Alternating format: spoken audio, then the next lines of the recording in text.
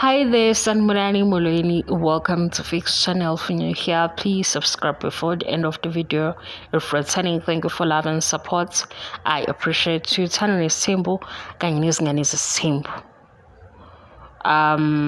Kunento esike sayikhuluma before ukuthi phakathi kwabaphumseleko noSibindi sibuye singazi ukuthi ubayo i-role model yomunye.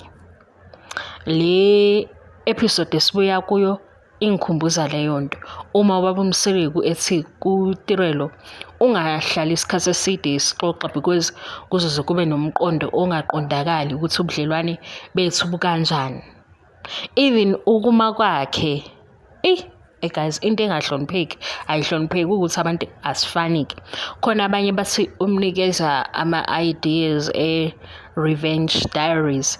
Asifani guys, like umuntu omdala akabe umuntu omdala. Nayi-ke lento yokuthi siconfusewa yini ukuthi uSibindi nowabo uMseleko sibuye singazi ukuthi ubani omdala ubani oyi-role model. Mangibuka season 2 of Izingane Zesithembu ngokuqhathanisa no season 8 wakuthanda nesithembu, yila ngibuka khona ukuthi hawu why izinto ezenzeka kule TV show yezingane ziphinde zizokwenzeka ngala kuthanda nesithembu, because uthanda nesithembu abadala and uthanda nesithembu izinto ezenzakala eziningi zenzeka ngomseleko. So uma sizokhuza onke amaphutha kaSibindi, indlela aziphatha ngayo, indlela yokukhuluma,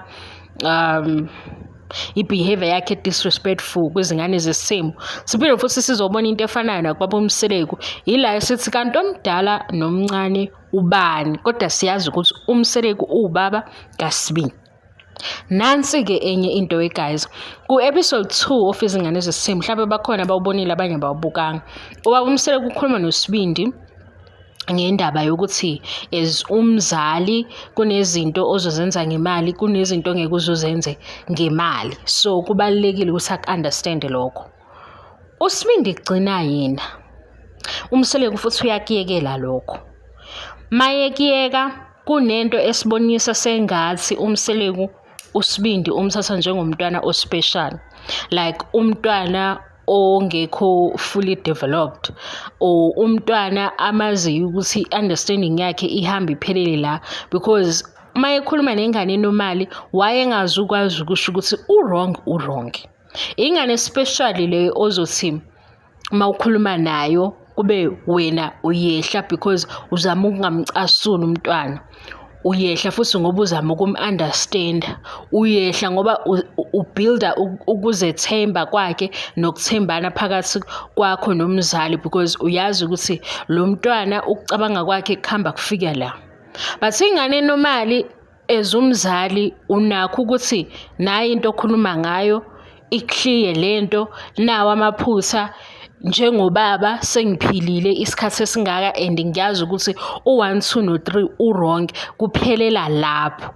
Masukuba ukuthi lo mntwana umenza understand lento oyishoyo because iyiqiniso. Umuntu omdala usedlule ezintweni eziningi, base makuzokhuluma ubaba nengane egcine ingane.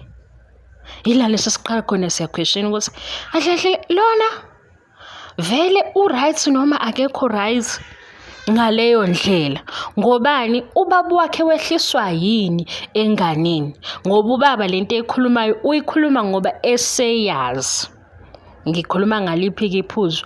Umpumelelo uthe kuMseleko umenshina uMpilo ngoba ufuna uMseleko engagamanxa ezindabeni zakhe.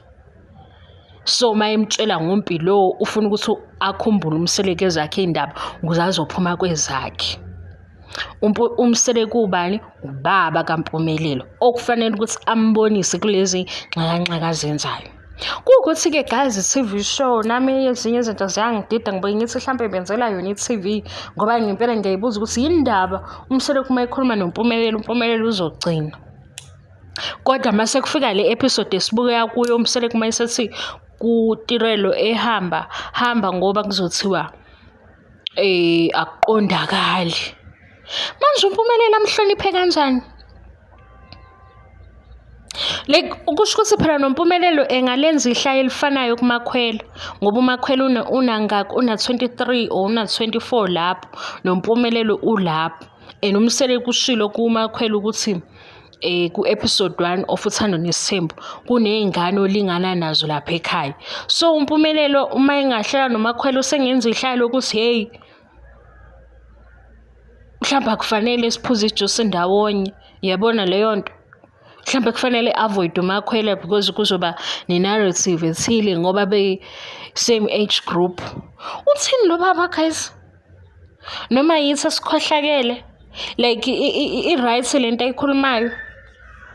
Ngalana kuthiwa kuney'ncwadi abayise kaTirelo babuka le episode nabo bazothi ihlaya.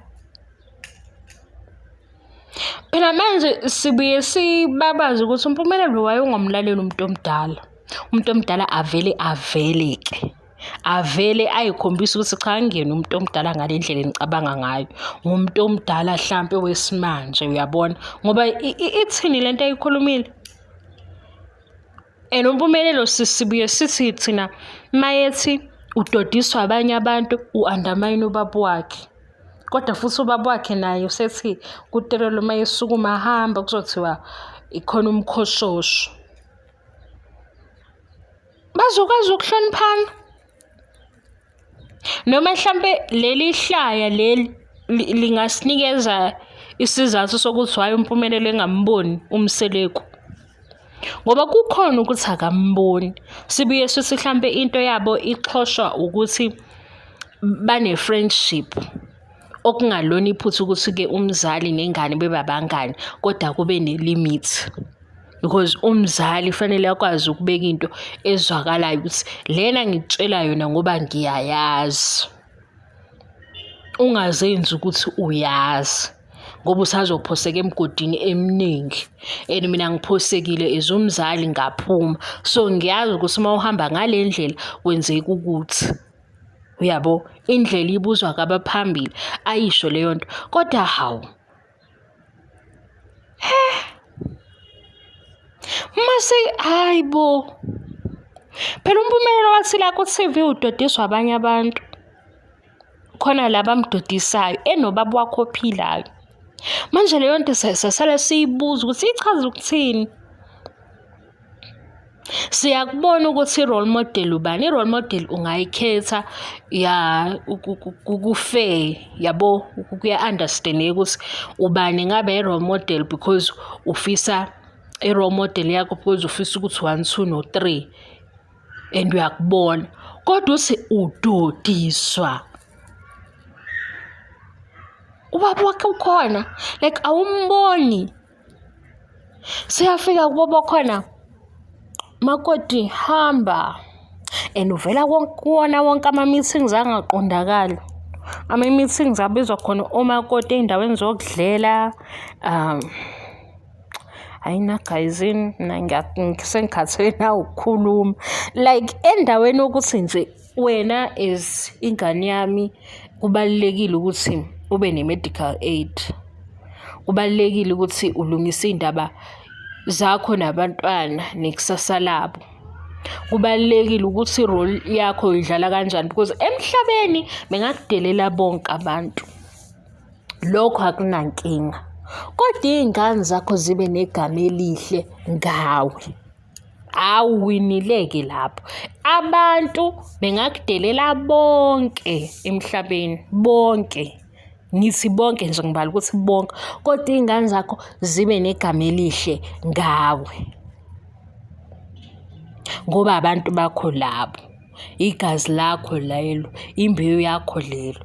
Abanye bengasho say isidididi, isithuphethu, unjena. Kodwa ulenze iqiniso kubani? Kubantu bakho abalethwe wena la emhlabeni. Manje ngibona ukuthi le ndawo le phathi leyo engathi ikhona la isala khona.